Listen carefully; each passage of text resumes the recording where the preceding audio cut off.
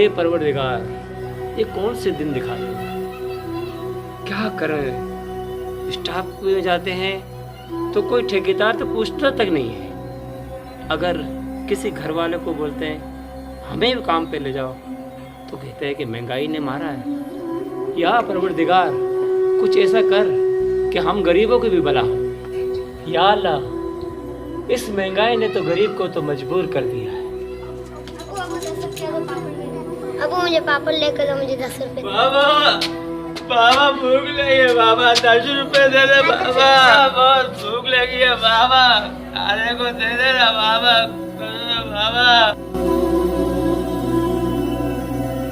छोटी, मैं बहुत थक चुका हूँ। तू अल्लाह का वली है, तू दुआ कर कि मुझे कोई काम मिल जाए तो तुम्हें भी खाना, उन छोटे मासूमों को भी खाना। तो दुआ करो, अल्लाह की तरफ से हाथ उठाओ, उस बेरोजगारी को खत्म करने के लिए दुआ करो। अल्लाह अल्लाह खाना बाबा, खाना अल्लाह। कौन होगा? या अल्लाह खैर। आ रहा हूँ भाई, आ रहा हूँ।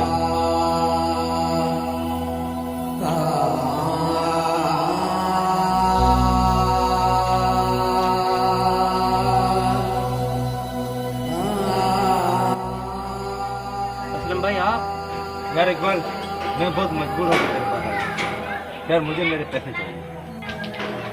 यार असलम, मैं बहुत मजबूर हूँ। तेरे मुझ पे बहुत बड़े एहसान है। कोई काम धंधा अभी है ही नहीं। मासूम बच्चे, मेरा मस्ताना भाई आज बहुत जोर जोर से रो रहे थे, इतने रो रहे थे कि भूख के मारे कि तो मेरी तो जान निकल गई। और ऊपर से आपकी बड़े एहसान है। आपने वक्त में मुझे काम दिया है। कुछ चंद दिनों मुझे दे दो, मैं आपको इंशाल्लाह ताला पहले आपको दूंगा।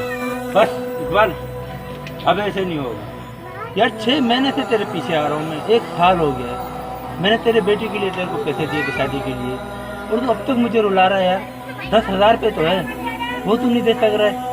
अब के बार तो मैं लेके जाऊँगा। भाई असलम, तेरे एहसान है मुझ पर खुदारा मुझे मुझे तंग कर। तुम मेरे घर पे आ रहे, कैसे लग रहा खुदा ने मुझ पर आज़ाब भेजा। अब तो तू मेरे लिए हो गया। सब्र की इंतहा हो गई, अब सब्र नहीं होता। अब तेरे घर के अंदर घुस के कोई ना कोई चीज मैं लेके जाऊंगा। बस असलम, तुमने अपने दोस्ती का फर्ज खत्म कर दिया। अगर तुमने मेरे घर का नाम लिया ना तो मुझसे बुरा कोई नहीं होगा। इकबाल,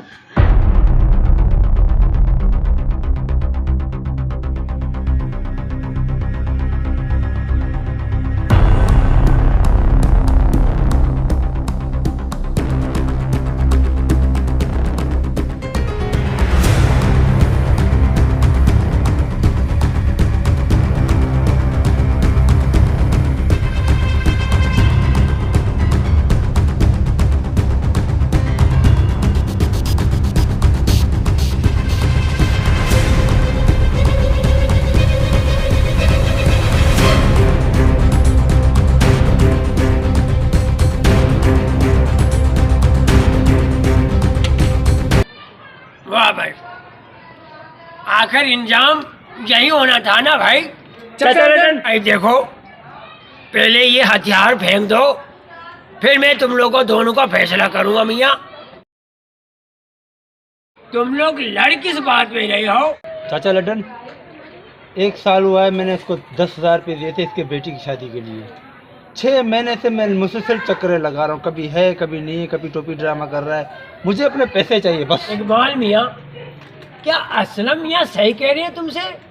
भाई देखो, ये कोई तुक की बात नहीं है। पैसे लेना जानते हो तो उसे वापस लौटा दो, यही मुमकिन है और अच्छा तरीका है। चाचा, मैं मानता हूँ असलम के 10,000 रुपये मुझ पे हैं, पर आप जानते हो बेरोजगारी इतना बढ़ गया है, महंगाई इतनी बढ़ गई है, ये और उस बात में मेरे घर में घुस के आएगा तो मुझे गुस्सा नहीं आएगा और क्या करूँ। इकबाल भाई, असलम भाई,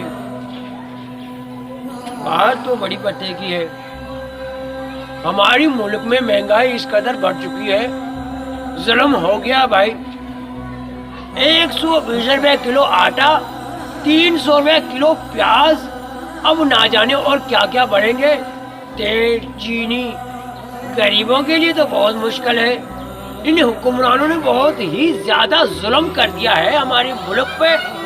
نہ جانے کیا ہوگا اس ملک کا. میں یہ تو سوچ رہا ہوں واقعی اس میں نہ اقبال کی خطا ہے, دوسری طرف اسلم کی بھی خطا نہیں ہے. بھئی آخر قرض کیا ہے تو لینا بھی تو ہے, مگر کیسے؟ دیکھیں اسلم میاں, اگر اس کی نیت میں پیسے دینے ہوں گے تو تمہیں بہت جلد لوٹا دیں گے, ورنہ اسی کا ایک طرف سے نقصان ہے. کیسے چچا لٹن؟ ہاں اسلم میاں, میں بتا رہا ہوں. اصل میں بات یوں ہے کہ قرآن پاک میں اللہ نے خود ارشاد فرمایا ہے, سب سے زیادہ احکامات اگر بلند ہے تو اللہ کی نظر میں حقوق العباد. دوسری بات ہے, اگر تم نے اللہ کی مخلوق کو تکلیف دی تو تم جانتے ہو اللہ تم سے سخت ناراض ہو جائے گا جب تک تمہیں وہ خود نہیں معاف کریں گے, بخش نہیں کریں گے. اور رہا سوال قرض کی, آپ خواہ روپیہ لو یا لاکھوں, اگر آپ قرض کے پیسے نہیں لوٹاؤ گے تو قرآن پاک میں ارشاد اللہ نے خود فرمایا تم پر اتنے بڑے بڑے بچھو قبر میں مسلط کیے جائیں گے جو تمہیں دن رات ڈسا کریں گے. قرض تو آخر قرض ہے میاں, قرض لینا ہے تو اسے بہت جلد لوٹانے کی کوشش کرو. اگر مجبوری ہے تو چند دن اس سے بڑی اخلاق سے اور محبت سے عاجزی سے کہہ کر اس کو کہو کہ کچھ دنوں کے بعد آؤ. یہ لڑنے جھگڑنے سے تو مسئلہ حل نہیں ہوں گے میاں. چاچا میرے تو نیت میں پیسے لوٹانے کے ہیں, پر انشاءاللہ جیسے مجھے پیسے ملیں گے پہلے میں اسلم بھائی کو دوں گا, یہ میرا آپ سے وعدہ ہے.